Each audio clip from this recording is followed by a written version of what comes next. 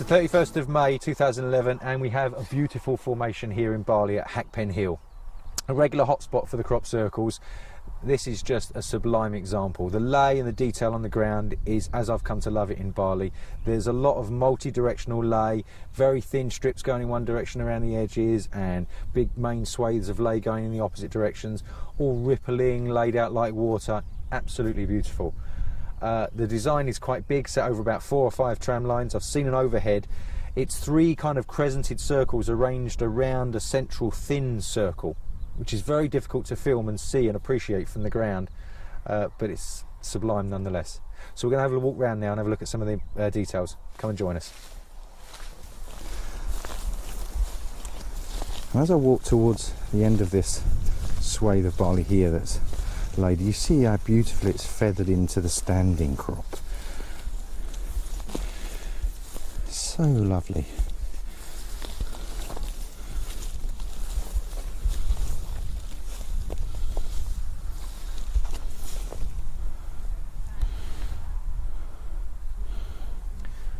One of the things I've noticed on the ground here at Hackpen Hill is the multi-directional lay. This piece I'm standing on now is sort of an avenue that's jutted between 2 circles that go off in different directions. And I'm standing on some lay that's coming towards me here, a narrow band, and to the right and left of me here are 2 avenues of barley that go off around each of these circles in the opposite direction.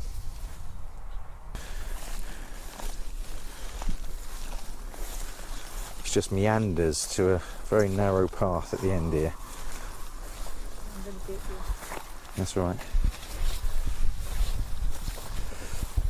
The sun's gone in again.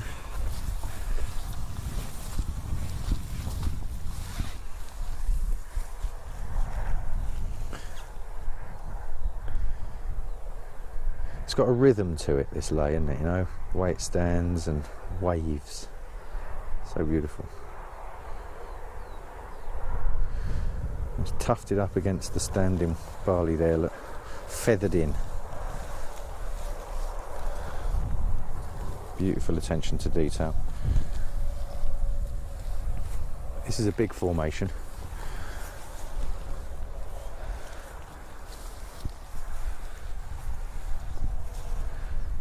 There's a beautiful little feature around the edge of this part of the Hackpen formation that I'm standing in, where we've got barley coming towards us, which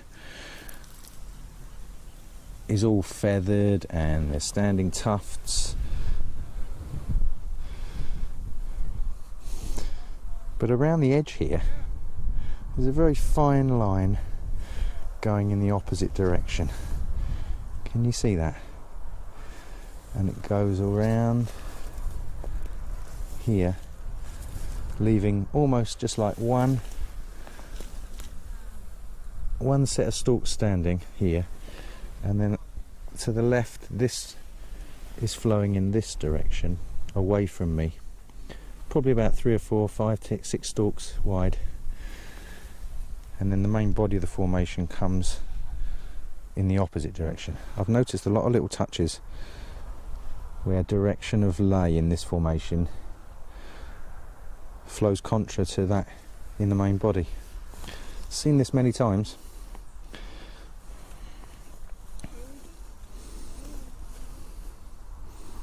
Absolutely beautiful, still springy underfoot. Listen to this crunching.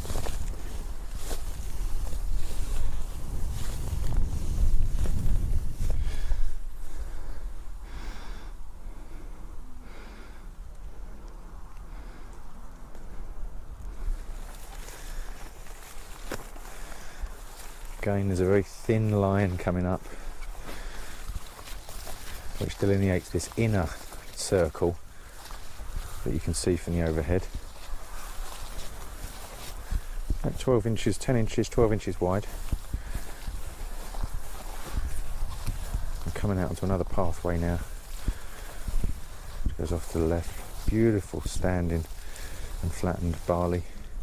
You can see where people have walked through.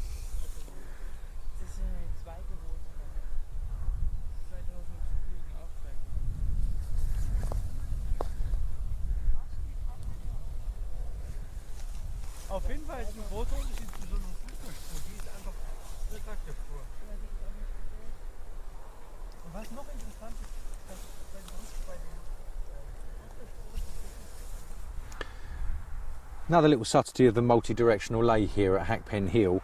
About 10 inches of crop on the edges up against the standing barley is laying off in an anti-clockwise direction, and the main swathe of barley which meanders off around and gets wider off into the crescent of the main circle there goes off in a clockwise direction.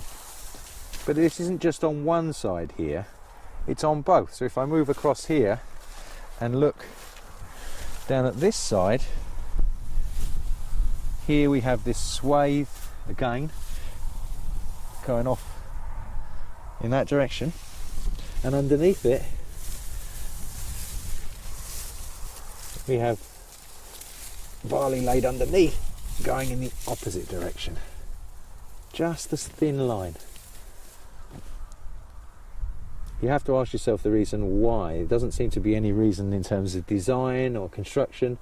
Why have to take the time to have two bands of wheat or barley? Why take the time to have two bands of barley going in the wrong direction? Good morning, sir. Yeah, my name's David White, and I'm the farmer here, and I farm quite a lot of the area between here and the A4. So that's where I left it there in this edit. The interview with the farmer David White has been on YouTube and on our site for about a week now. It's had over 12 or 1400 hits, lots of comments, people writing in to say what they think. It is what it is. But Hackpen Hill nonetheless, a beautiful formation. I think it looks beautiful on the ground, as you can see from some of the footage that we've just had. And this nested crescents theme is a recurrent theme. It goes back, doesn't it? It goes back a long way, and I think the archetypal nested crescent formation was East Meon. East Meon, yeah. In 1995. But the point of that formation was that it was very specifically linear. Right. That is, the centres of curvature of the crescent were in a line. And that line pointed very directly across the field to a wall of trees on the far side of the field, right, which had a very specific break on the axis of the... Through the middle of the circles? Yes. Right, straight across the field through some yes. trees. Okay. And the break in the tree line was to make space for some kind of rural track. Which has probably been there for years. There for years. This, I suppose, was at a time when I was starting to understand the artistry, not only of the object in the frame, but its implicit nature. And the beauty of its framing. Sure. The beauty of its framing in the field. In the field, in the landscape, yeah. Yeah. So with Hackpen Hill, we have a slightly different... Yes. Now, this diagram shows that the crescents, the moons, are made very simply by a larger circle, and then a smaller circle is drawn to take a big bite out of it. It's like taking a round biscuit and doing that. But the point of it is very interesting, that the centre of the larger circle and then the centre of the smaller circle form an axis. Yeah. And to check the axis, if you draw a line from the point of the moon to the other point of the moon, they're always at absolute right angles to the axis. Sure. So that with a formation like East Meon, even though some moons are that way and some moons are that way, they're still contained within this right-angled... Yes. And they support the axis. The thing about this Hackpen Hill formation is that the moons, although they all face and open in the same direction, do not have a straight directional axis. No, they can't. So that each moon is Sure, because it's curving it's around this central rotating, circle. yes. I got you. So, in fact, if you look at the photograph and you look at the smallest moon joining its points, and then the middle moon joining its points, and then larger moon joining its points, you will have, I think, 3 or 4 lines which are not going bang, bang, bang, bang, bang in parallel along the central axis. They are shifting their angle. Oh, I see. Yeah, I see. So this is very curious, and that it's a nested crescent formation which is further emphasizing rotation, Circularity, and curving circularity. rather than the linear axis. Yes, Interesting, interesting. and as usual, We have no idea. we've got. As usual, I think it's Fantastic piece of design. Isn't it? Fantastic piece of construction. but what does it mean? I have no idea. Where does it take us? I know. I mean, all we can do is. But what's tantalising is that there's just like the quintuplets. There's this temptation that there's something hidden, because a recurrent theme that's been going on over and over again since '95 with these nested crescents. Something's trying to be drawn to our attention, but we're just not seeing it.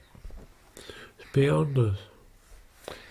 All we can do is make a small, exquisite personal brick to add to the big wall. Just a little look.